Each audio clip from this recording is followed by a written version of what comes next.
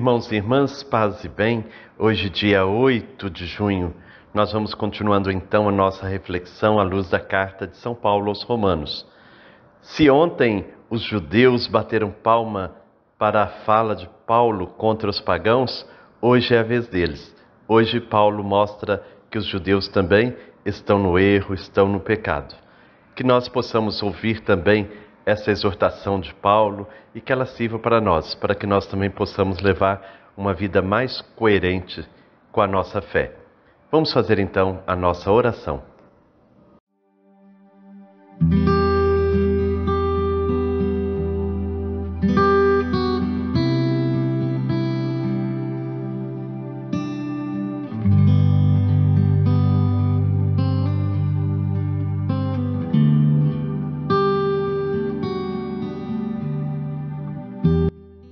Senhor, seguindo os passos de Jesus Cristo, coloco-me a ouvir as palavras de Paulo apóstolo aos Romanos. Compreendo que o Evangelho é vossa força a nos salvar, a libertar-nos de nossos pecados. Desejo ardentemente fazer-me discípulo de seu Filho Jesus, anunciando o Evangelho e buscando construir um mundo novo de justiça e de paz. Que vós, Deus da consolação, nos conceda o amor e a misericórdia para termos os mesmos sentimentos de Jesus, vosso Filho, que convosco vive e reina na unidade do Espírito Santo. Amém.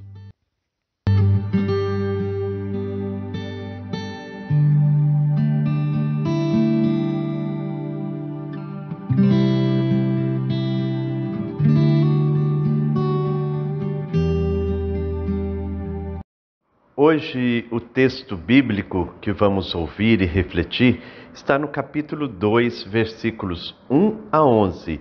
Quem irá ler para nós será o Antônio Tadeu de Andrade, de Poços de Caldas, em Minas Gerais. Vamos ouvir então com bastante atenção. Homem, você julga os outros? Seja quem for, você não tem desculpa.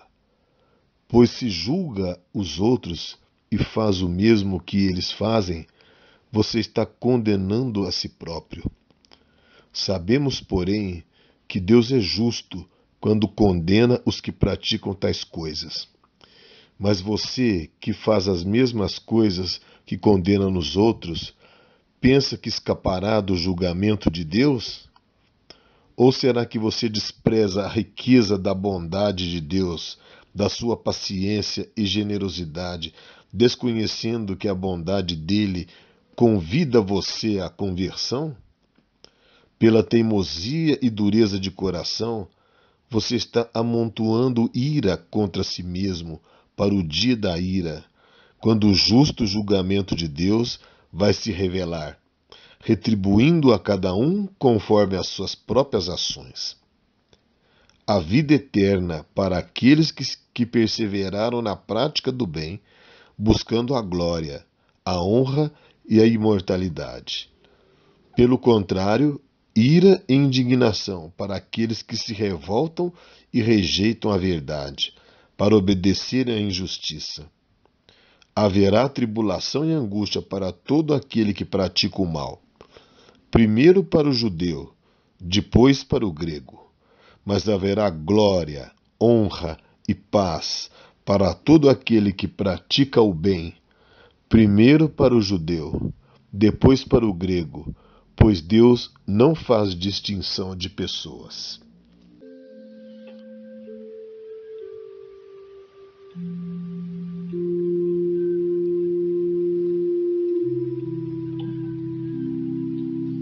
Cada um será julgado segundo suas obras.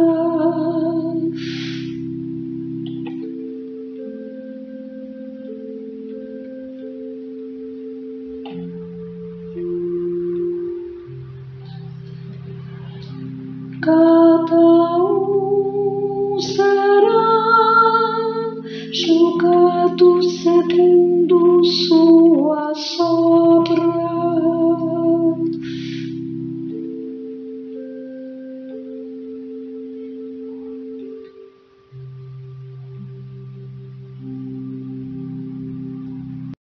Os judeus cristãos das igrejas domésticas romanas provavelmente aplaudiriam o que Paulo disse a respeito dos pagãos, pois viviam numa sociedade desigual e terrivelmente injusta. Todavia, Paulo não fez ainda os judeus comparecerem diante do tribunal de Deus, porque reserva para eles uma triste surpresa. São tão culpados, ou até mais, do que os pagãos. É por isso que são convocados a se apresentar agora diante do Deus juiz. A acusação que a carta faz contra os judeus é mais extensa do que a dos pagãos. E para mostrar a responsabilidade de Israel, às vezes o texto põe frente a frente judeus e pagãos. O povo de Deus tem a pretensão de ser superior aos outros, e por isso julga com desprezo e condena. Justamente aí reside a acusação da carta. O povo de Deus condena os outros, mas pratica as mesmas coisas que apontam como erradas nos pagãos. O texto inicia logo com a acusação central, julgar os pagãos, e com a mesma sentença proferida contra os pagãos. Os homens não têm desculpa. Você não tem desculpa. Homem, você julga os outros? Seja quem for, você não tem desculpa. Pois se julga os outros e faz o mesmo que eles fazem, você está condenando a si próprio. Será que Deus vai ser tolerante com Israel e implacável contra os pagãos? Não. O julgamento dele será igual para todos. Em outras palavras, ele não faz distinção de pessoas, não é arbitrário e dará a cada um de acordo com o que fez. Israel, portanto, não tem força moral para julgar os não-judeus, apesar de ter recebido a revelação de Deus, as promessas, tantos outros sinais, um patrimônio de fé que poderia colocá-lo à frente ou acima dos pagãos. Pelo contrário, o julgamento de Israel será mais rigoroso, pois apesar de conhecer a riqueza da bondade de Deus, sua paciência e generosidade, não caminhou para onde essas realidades apontavam, ou seja, não se converteu. Pelo contrário, pela teimosia e dureza de coração, exasperou a ira de Deus. A sentença, portanto, já está traçada. É o que nós vimos nos versículos 9 e 10. Haverá tribulação e angústia para todo aquele que pratica o mal, primeiro para o judeu, depois para o grego. Mas haverá glória, honra e paz para todo aquele que pratica o bem, primeiro para o judeu, depois para o grego.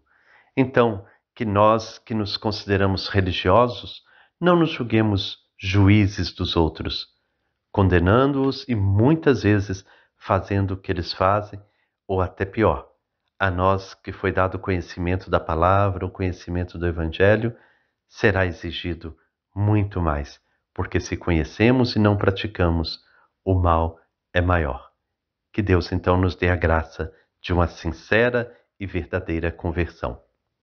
Bom dia, Frei Gilberto, bom dia, Eliane, bom dia, comunidade de fé, você que reza com a gente no campo, na cidade, nas periferias, paz e bem.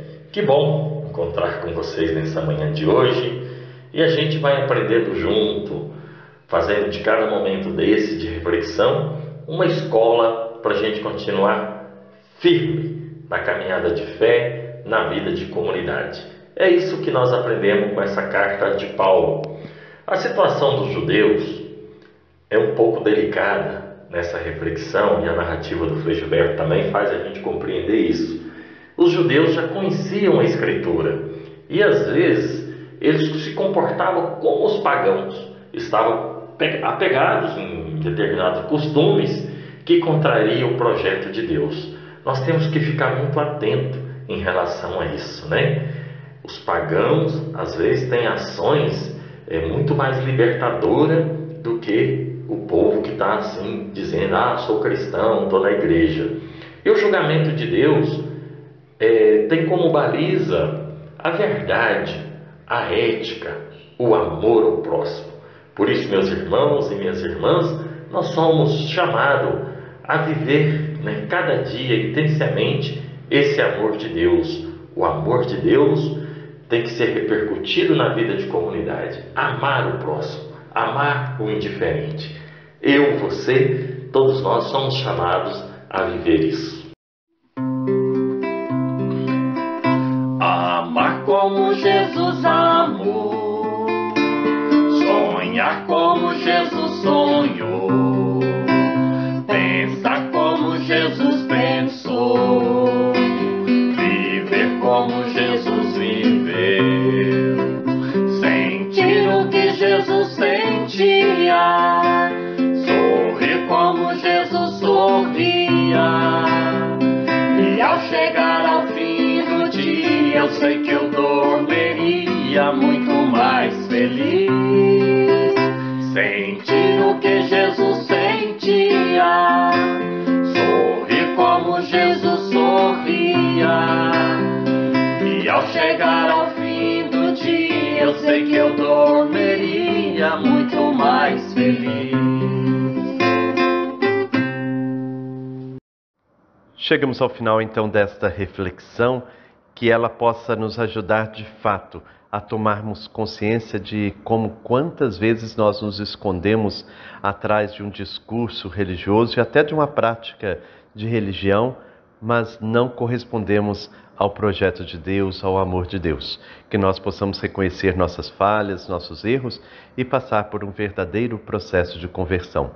Que o Senhor, Deus de amor e bondade, Pai misericordioso, nos abençoe. Em nome do Pai, do Filho e do Espírito Santo. Amém. Paz e bem.